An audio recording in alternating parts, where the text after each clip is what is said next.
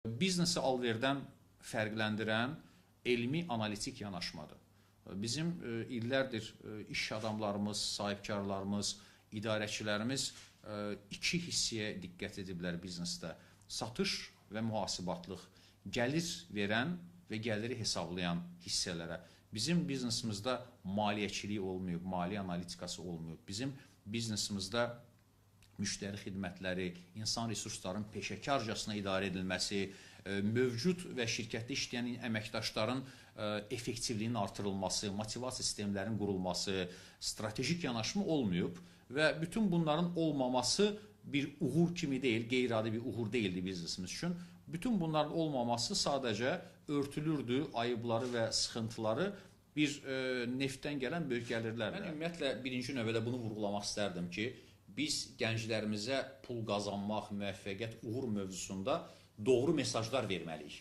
Birinci mesaj budur ki, pul qazanmaq deyəndə biz və ya hansısa mövzuda idarəçi olmaq və ya hər hansısa peşədə sahəsinə asılı olmadan biliklərə malik olub pul qazanmaq deməkdən söhbət gedirsə, biz birinci növbədə bunu deməliyik, dürüst pul qazanmaq. Bizim ölkədə sıxıntılardan biri budur. Şəffaf və dürüst pul qazanmaq. Bu bir. İkinci vacib məqam budur ki, nədənsə Azərbaycanda müvəffəqiyyət hər zaman maddi imkanlara bərabər olur. Amma mən hesab edirəm ki, bu belə deyil. Bir çox hallarda belə deyil. Hal-hazırda mən onlarla Azərbaycanda iş adamları tanıyıram ki, hansılar ki, qazandıqları milyonunu hamısını verməyə hazırdır. Yetər ki, o milyonları qazananda övladının 15-16 yaşına çatmasını necə gözündən qaçırtdığını geri qaytarsın. Seçdiyi peşədə müvəffəqiyyətli olmalıdır, maddi bəhrəsini görməlidir. Amma eyni anda simasını itirmədən, dürüst yolla, dürüst üslublarla, gördüyü işin və işlədiyi insanların haqqını verərək, sağlamlığını unutmamalıdır, ailəsinə zaman ayırmalıdır ki, həyatında 45-50 yaşına çatanda milyonçu olub tək qalmamaq, milyonçu olub, maddi imkanları güclü olub, simasını və dürüstlüyünü itirmədən, yəni bu şərtlərlə bəli, pul qazanmaq vacib. İnsanın müvəffəqiyyətli olması üçün 3 vacib məsələ var. Birinci növbədə məqsədlər olmalıdır, dəqiq məqsədlər, böyük məqsədlər. İkinci növbədə əzmkarlıq olmalıdır ki, qarşımıza çıxan problemlərlə biz ruhdan düşmədən, sınmadan, geri addım atmadan yola davam edək. Üçüncü disiplin ki, biz özümüzü, öz planlarımızı icra edib məqsədlərimizə çatmaq üçün özümüzü məcbur eləyək hər gün səhər tezləndən oyanmağa, biraz daha gec yatmağa. Yəni, 3 əsas amil. Məqsədlər, əzmkarlıq və disiplin. Ali təhsilli olmaq ayrı, bilikli olmaq ayrı, diplom sahibi olmaq ayrı-ayrı şeylərdir. Diplom heç bir şeyin qarantiyası deyil birinci növbədə. Xüsusiyyətlə iş həyatında. Yəni, diplomun arxasında əgər biliklər yoxdursa, əgər bir gənc imtahandan imtahana dərs oxuyubsa, 4 il ərzində universitetə gedib gəlib, dərslərdə mövcud olubsa, onun kimi milyonlarla, minlərlə insan var. Seminarlardan birində bir xanım mənə yaxınlaşdı və dedi ki, Fəxri mən mühasibəm, mənim iş tapma ehtimalım nə qədər yüksəkdir.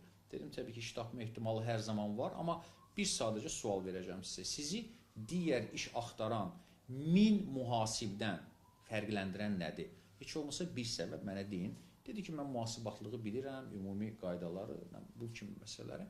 Mən də o zaman siz sıraya durun, 1001-ci olacaq. Ona görə də bir şirkətə 100 nəfər müraciət edirsə bir vakansiya üçün, təbii ki, bir nəfər seçiləcək. Yəni, 2-3 nəfəri bir yerinə işlətmək effektiv deyil, zəiflədəcək maddi olaraq şirkəti. Amma o bir nəfər hansı insanlardan seçilir? O 100 nəfərin içindən xüsusiyyətləri, keyfiyyətləri, bilik savadı ilə seçilən insanlar. Əgər bir insanı digərlərindən fərqləndirən qeyri-adi bir xüsusiyyəti, bilik, savadı yoxdursa, təbii ki, onun iş axtarma prosesi CV çox vacibdir. CV-də əsasən insanlar şişirdirlər CV-ni. Türkçe bilmək, kompüter bilmək kimi bilikləri, amma 21-ci əsrdə kompüter bilirəm yazmaq, sanki insanın 2 qulağım daha var yazmaq kimidir, yəni var, bilirik və bilməyən insan artıq itirmiş olur gücünü. Düşünürəm ki, Türkçe yazmaq çox komik bir məsələdir CV-də. Lazımsız məlumat yığın olur CV altında. CV konkret olmalıdır, dəqiq olmalıdır, lakonik olmalıdır, əsas məqamlar ön plana çıxa bilməlidir, 3-4 dənə telefon nömrəsi olmamalıdır və unutmamaq lazımdır ki, CV çox ciddi bir sənətdir. Yəni, bəzən bizim gənclərin CV-lərində çox mail adresdə, ünvanlarına əlaqədar komik məqamlar olur ki, Cana 92 Mail.ru. Yəni bu nəticə etibarilə və ya Qaqaş 95 Rambler.ru. Bu ciddi, təbii bu ciddi bir peşəkarlıq iddiasında olan bir gəncin bir sənədidir. Orada bu kimi şəkillərdir, nə bilim, CV-nin uzadılmasıdır, uzun olmasıdır. O gənclərin bugün ölkəni tərk etməsi kimi bir hal varsa, hansı mövzu olursa olsun, bizim də orada ciddi bir günah payımız var təbii ki. Gənclərin getmə səbəblərinə gəlincə, mən düşünürəm ki, o gənclərin ölkəni ali təhsil almaq üçün getmələri çox yaxşı bir haldır.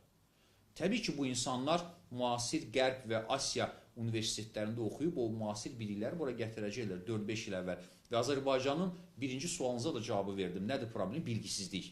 O gənclərimiz bilik gətirəcəklər bura. Getsinlər, oxusunlar, özlərini inkişaf etdirsinlər, Qərb mədəniyyətindən doğru dəyərlər alıb bura gətirsinlər. Çünki bizim çox böyük ehtiyacımız var ki, o Qərbdə təhsil almış gənclər Azərbaycana bir gün dönəcəklər hamısı və Azərbaycanın gələcəyi üçün onlar da öz töhfələrini verəcək. Azərbaycanda ana dilini bilib də iş tapa bilməyən Avropada ingiliscə, almanca və ya fransızca məsələsi ortaya çıxır. Ölkəni tərk edən gənclər mövzusunda işlə əlaqədar orta yaşlı insanlar tərk edirlər. 30-35 yaşlı insanlar. O Azərbaycandan gedən çox ciddi intellektual sərmayədir. O böyük problemdir Azərbaycan. Üzü haldır, çox üzülürəm. Mənim çox yaxın və biliklərinə və savadına çox dəyər verdiyim insanlar gediblər. Bu mövzuyla əlaqədar bunu deyə bilərəm ki, çox ümid edirəm ki, Azərbaycanda iş ortamı o qədər dəyişəcək ki, o insanlar geri qayıdacaq. Bizim həqiqətən də ölkənin, iqtisadiyyatın və biznesimizin o insanların bilik və savadına su və hava kimi ehtiyacımız var.